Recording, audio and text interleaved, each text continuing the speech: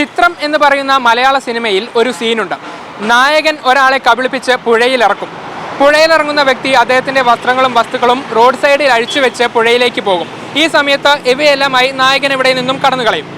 ഇതിനെ അനുസ്മരിപ്പിക്കുന്ന വിധമുള്ള മോഷണം നടത്തുന്ന 2 പേരെയാണ് ഇപ്പോൾ നല്ലളം പോലീസ് പിടികൂടിയിരിക്കുന്നത്. ഷാജിമോൻ, അൻവർ. ഇവരുടെ പ്രധാന ഇരകൾ അന്യസംസ്ഥാന തൊഴിലാളികളാണ്.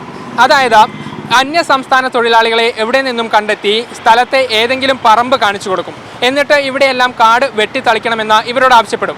സ്വാഭാവികമായും പണിക്ക് വേണ്ടി ഇവർ ഇട്ടുവന്ന വസ്ത്രങ്ങളും വസ്തുക്കളെല്ലാം അന്യസംസ്ഥാന തൊഴിലാളികൾ എവിടെയെങ്കിലും അഴിച്ചു വെക്കും. തുടർന്ന് മറ്റൊരു വസ്ത്രം ധരിച്ചാണ് പണിക്ക് പോവുക. ഈ സമയത്ത് ഇവർ അഴിച്ചു വെച്ച വസ്ത്രങ്ങളും മൊബൈലും പേഴ്സുമായെല്ലാം ഈ 2 പ്രതികളും ഇവിടെ നിന്നും കടന്നു കളയുകയും ചെയ്യും.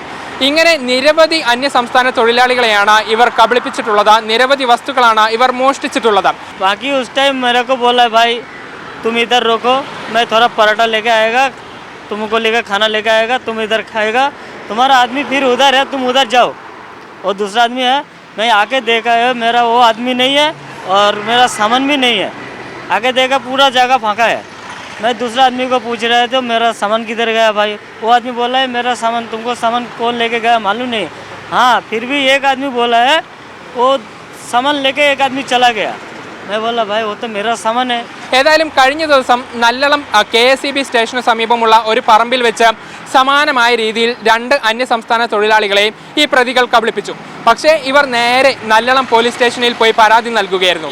ഈ പരാതിയുടെ അടിസ്ഥാനത്തിൽ നടത്തിയ അന്വേഷണത്തിൽ CCTV ഉൾപ്പെടെ കേന്ദ്രീകരിച്ച് നടത്തിയ അന്വേഷണത്തിലാണ് 2 പേരെയും ഷാജിയെയും അൻവറിനെയും നല്ലളം പോലീസ് ഇപ്പോൾ പിടികൂടിയിരിക്കുന്നത്. സ്റ്റേറ്റിൽ പല സ്ഥലത്തും പല ജില്ലകളിലും ഈ ഒരു സംഭവമുണ്ട്. ഒരുപാട് കേസുകൾ റിപ്പോർട്ട് ചെയ്യുന്നുണ്ട്. ഇവർക്കെതിരെ ഇതേ മോഡസിൽ ഒരുപാട് കേസുകളുണ്ട്. അന്യസംസ്ഥാന തൊഴിലാളികളാണ് ഇവർ സെലക്ട് ചെയ്യുന്നത്. അപ്പോൾ എന്താണ് അത് എനിക്ക് പരാതികൾ വരാതിരിക്കാനാണോ എന്താണെന്ന് അറിയില്ല. എന്തായാലും അവരെയാണ് കൂടുതൽ ഇവർ ടാർഗറ്റ് ചെയ്യുന്നത്.